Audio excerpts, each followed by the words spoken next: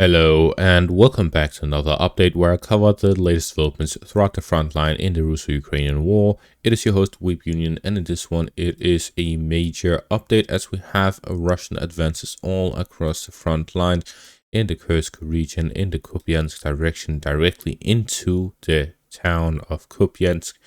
There's some Ukrainian counterattacks in the Bilorivka direction, Russian and Ukrainian back and forth within Toretsk city, and a lot of advances by the Russians across the southern section of the front line.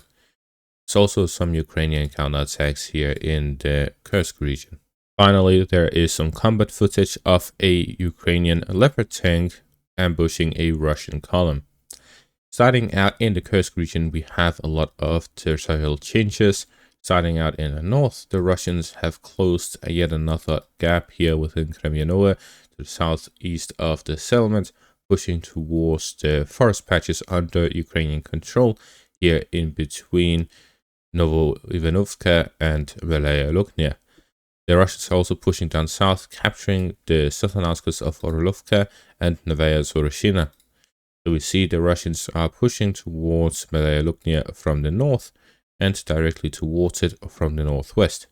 At the same time, the Russians decided to go directly south of Novoivanovka, bypassing Leonidovo and Alexandria, where they managed to breach the line of defense, which the Russians they themselves built, but the Ukrainians now hold control of, to which they now are pushing towards Luknia here in the east.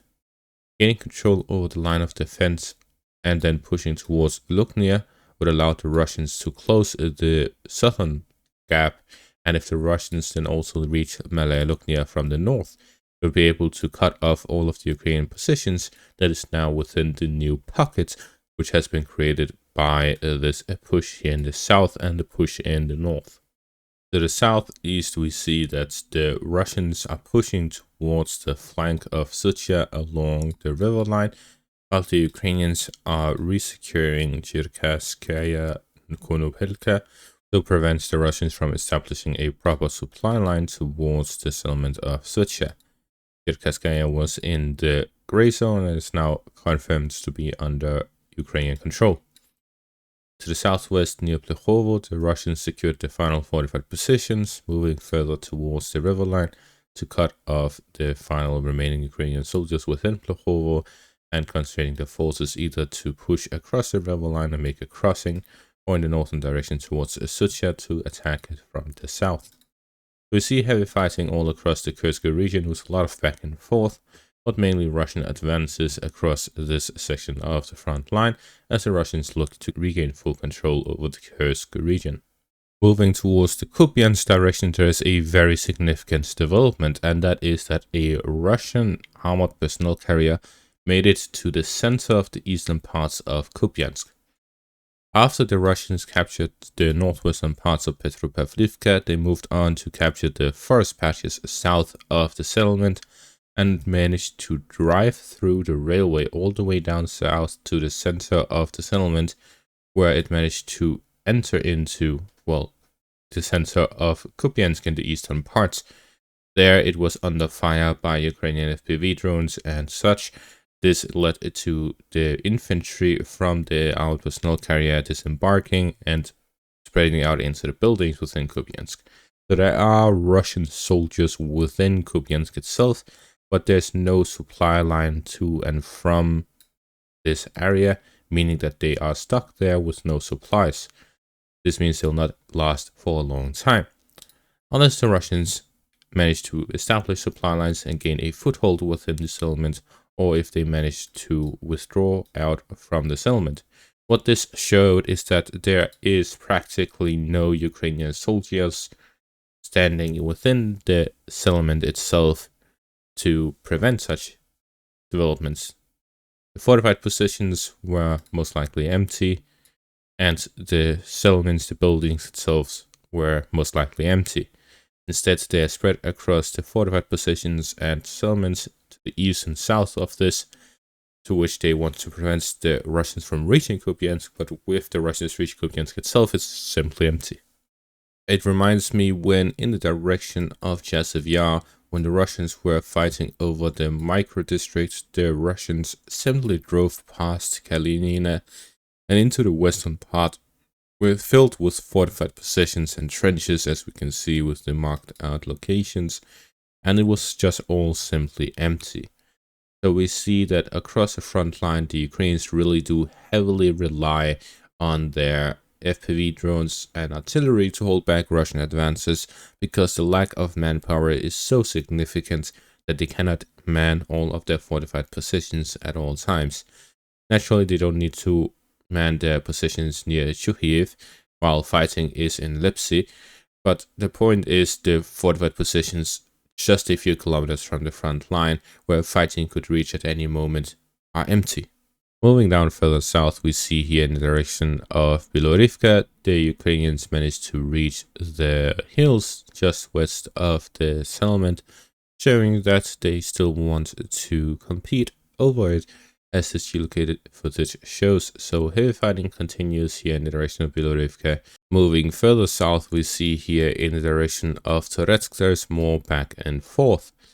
The Russians managed to counterattack near the stadium to regain positions further north. At the same time, the Russians also managed to re-enter the district south of Toretsk.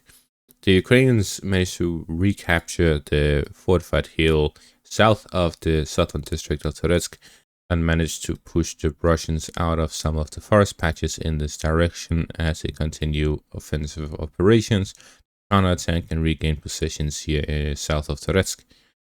At the same time, they've also managed to push the Russians away from Sherbinivka and out of Leonidivka in an attempt to regain control over these settlements, while the Russians at the same time are advancing further along the hills southwest of Leonidivka, gain control over the high ground near the settlement. So we see a lot of back and forth between the Russians and the Ukrainians here in the Toretsk direction. The Ukrainians send reinforcements and have been trying for a couple of weeks to regain some positions, and this is the results of this fighting. There's a lot of back and forth. Therefore, I believe the soldiers were adamant about sharing information about the frontline situation because it was very fluid. They may report something, and then in a matter of hours, it has changed completely. We saw that the Russians captured the entire southern district, then they lost the entire southern district, and now they're regaining parts of it, and the Ukrainians are capturing the parts south of it. I believe the fighting was dragging on for so long that they decided to report about it anyways, just to clarify the situation a bit. Moving further south, we see here in the direction of Ilinka, the Russians managed to capture the remaining parts of the fortified positions south of Novoselidivka. They're fighting over the next fortified position northwest of Ilinka to secure the high ground near the settlement and to push towards Nova Ilinka, where they managed to capture the fortified positions of the Ukrainians north of the settlement.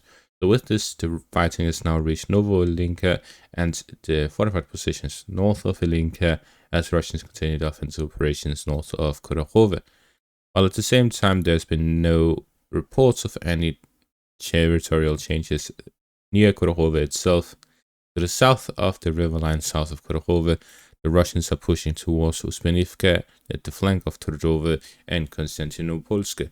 The Russians here are looking to gain control over the fortified positions and Trudove here to the south of the riverline, which will allow them to cut off the connection here in the southern direction, forcing the Ukrainians to withdraw in the northern direction, which is close to Russian fire control. The objective would likely to be to push across the riverline itself, but again, the Russians are now in very close proximity to the riverline itself. In general, the Ukrainian forces within this pocket are either operationally encircled or very close to operational encirclement, and this makes it very difficult for them to operate in this direction. To the east of Velika Novosilka, there's some positional fighting as the Russians continue pushing along the fortified positions of the Ukrainians here east of the settlement, capturing a few new positions along the forest lines and fields. To the southwest of Novodonetsk, the Russians managed to capture some fields and forest lines, further securing their positions here in the western flank and developing offensive operations in the southern parts of the Velika Novosilka section of the front line. In the western parts, the Russians secured further positions across the river line, developing the offensive operations towards Novodarivka, both from the western and eastern directions. And that concludes the frontline changes in this video. There is some interesting footage of a Ukrainian Leopard tank. It is not clear exactly where it is. Some suggest it is in the Kursk direction. We do know that there are Ukrainian Leopard tanks in the Kursk, in the Kreminna, and in the Korohove sections of the front line, so it could be either one of those. But the footage shows a Russian column driving through a road. There's approximately 5 vehicles. A Ukrainian Leopard tank is waiting in ambush where it shoots all of these vehicles. The Leopard tank itself is heavily camouflaged, which means that it was likely not detected by the Russian convoy, so the Russian convoy was simply wiped out.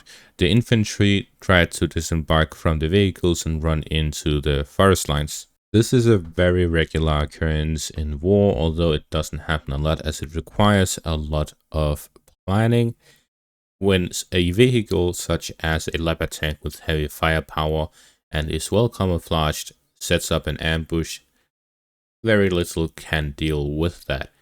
There's not enough reaction speed to avoid such a situation. All the Russians could do was to avoid the fire as much as possible, deploy some smoke to avoid the line of fire, and then to withdraw from such a position. This is the failure of the reconnaissance company to fail to detect such a vehicle, but again, this is due to the well-planned operation. Such an operation is very effective, and if it can be regularly implemented, it will be very successful. And this is the sort of fighting that the Ukrainians resorted to during the initial Russian invasion of Ukraine, where they set up ambushes across the front line, mostly with ATGMs, but also with the tanks they had available at the time, the T-72s, the T-62s, and so on. So we see that this is a continuation of this strategy. This is something that they've used a lot in Kursk, therefore I'm inclined to believe that it is in the Kursk region, as some have suggested. And this is exactly what I have been saying that Ukraine should be doing. Instead of fighting frontline battles, instead of focusing all of their efforts on recapturing territory and going as deep into the Russian holdings in Ukraine as possible, or within Russian territory in Kursk as possible, they should instead be focusing on how to use the terrain to their advantage. Ukraine is a large country, such as Russia. The Russian strategy has always been to withdraw and set up better positions for themselves because they simply always have a better position. So does Ukraine, but they refuse to make advantage of that. Naturally, it is different in the Donetsk region, but in the Zaporizhia direction, in the Kharkiv direction, in the Sumy direction, there's a lot of options. Yet the Ukrainians refuse to make use of it. Instead, they focus on not losing a single inch of territory. And that is the fatal flaw of the Ukrainians. And that is going to be all for this update. Thank you all for watching. Make sure to leave a like, subscribe, check out my Patreon and YouTube membership for additional content. Thank you all for watching and have a great day.